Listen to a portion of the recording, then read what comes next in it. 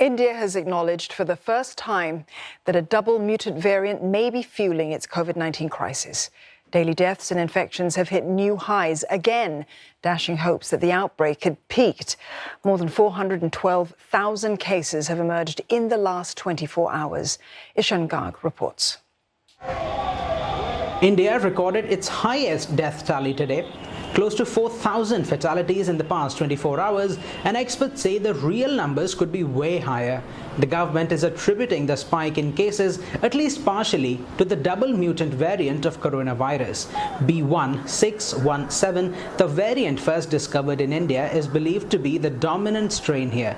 Authorities say it transmits quicker, and government advisors are concerned it could mutate further. While variants which increase transmission will likely plateau, immune-evasive variants and those which lower or increase disease severity will arise going ahead.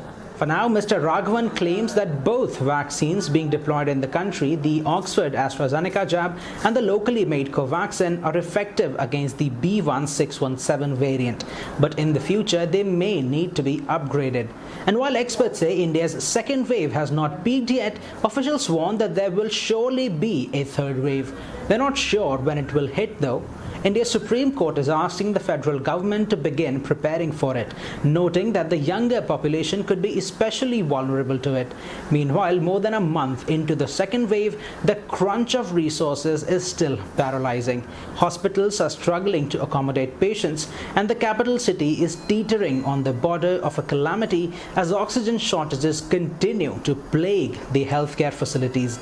India's Supreme Court is asking the federal government to increase Delhi's quota for the life-saving gas, but authorities argue that they are already doing their best. To curb the infections, several states are resorting to a lockdown. The southern state of Kerala is imposing restrictions for 9 days from May 8th. And calls are growing for a nationwide lockdown, an idea that the government has resisted so far, fearing an economic fallout. But experts say that imposing a lockdown will provide the hospitals with some much-needed breathing room, and coupled with the vaccination drive, it will be able to bring down the infection rate. Ishan Garg, CNA, New Delhi.